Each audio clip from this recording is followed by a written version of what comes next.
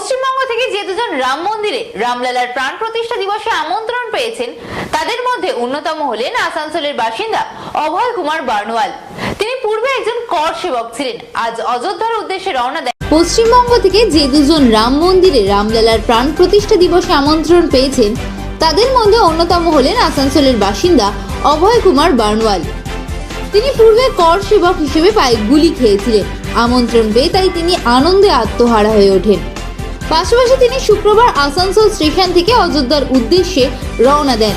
এদিন আসানসোল স্টেশনে তার যাত্রার শুভাগমন জানাতে পরিবারের সদস্যদের সাথে বিজেপি নেতা কর্মীরাও উপস্থিত ছিলেন। বিজেপি কর্মী সমর্থকদের পক্ষ থেকে এদিন অভয় বার্নওয়ালকে পুষ্পস্তবক দিয়ে উত্তরীয় ও মাথায় পাগড়ি পরিয়ে সংবর্ধনা জানানো হয়।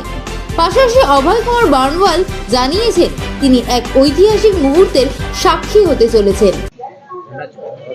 आज के दिन के विषय में बहुत अच्छा लग रहा है भैया। इतनी गर्व इतनी खुशी कि मैं आज जिंदगी में पहली बार मुझे इतना अच्छा लग रहा है।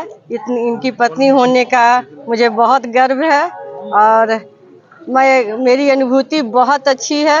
इनका यात्रा जो है राम प्राण प्रतिष्ठा का यात्रा जो ये कर रहे हैं बहुत मंगलमय हो, बहुत सफल हो और मैं इनका पूरी तरह से इंतजार कर रही हूँ, करूँगी। और मैंने इतनी खुशी है कि मैंने खुद इनका पैकिंग किया है और सारे ड्रेसअप मैंने खुद जाकर के मार्केटिंग की हूँ साथ में मिल कर के। मुझे बहुत खुशी है। सारा दिन किस तरीका से आप आज किए हैं उनको तैयार करने में? सारा दिन कॉल्स भी कॉल्स भी बहुत आ रहे थे इनकी बधाई और शुभकामना देने के लिए। मैंने इनका टिफिन पैक किया है, बहुत प्यार से बनाया है और मैं इन्हें सब कुछ पैकिंग करके दी हूँ। बहुत अच्छी बात है। सुबह से पूजा अर्चना से शुरुआत जी जी जी सुबह मैं तो ऐसे डेली पूजा करती हूँ। आज थोड़ा विशेष पूजा हम दोनों मिलकर साथ में किए हैं।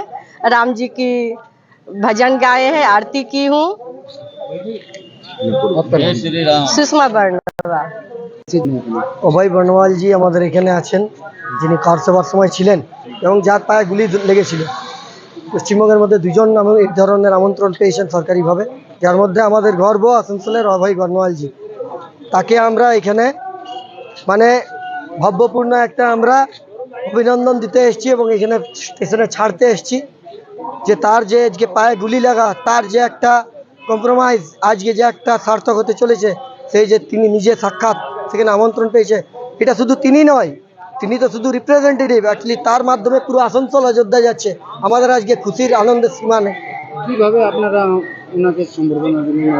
অভয়দা একবার বলেছিল, অভয়দার সঙ্গে গল্প করছিলাম, তো অভয়দাকে বলেছিলাম যে দাদা তখন গেছিলেন তখন আপনারা খাবার কি খেয়েছিলেন, নানা রকম বিষয়ে গল্প হয়। তো অভয়দা একবার আমাকে বলেছিল আমাকে সেই সময় তার দাদি ঠেকুয়া ছাতু দিয়ে গেছিলো। তো আমার সেটা মনে ছিল, আজকে আমরাও এতে করে তাকে ওই ছাতু এবং ঠেকুয়া, আমি মনে করি যে অনেক খাবারের মধ্যে অনেক পূর্ণ জিনিস থাকে যেটার জন্য অনেক বড় ব্যাপার হয়। তা আজকে এইগুলো জিনিস ছোটো ছোটো ব্যাপার কিন্তু মাথায় রাখতে হয়। এগুলো দিয়ে সবাই যে যা পেরেছে, মানে কেউ পুষ্পস্তবক, কেউ মালা, হ্যাঁ, কেউ উত্তরীয় দিয়ে, কেউ মাথায় মুকুট দিয়ে, তাকে এরকমভাবে মানে খুশির সীমা নেই, মুখে আমরা ভাষা হারিয়ে ফেলছি। এরকম একটা পরিবেশ তৈরি হয়েছে এবং পুরো আসানসোল আজকে পুরো রামময়। 22 তারিখের যে এই যে ভব্য কার্যক্রমের যে মর্নিং শোজ দ্য ডে বলে, আজকে তার শুভারম্ভ হয়ে গেল। আমার নাম অভিজিৎ রায়।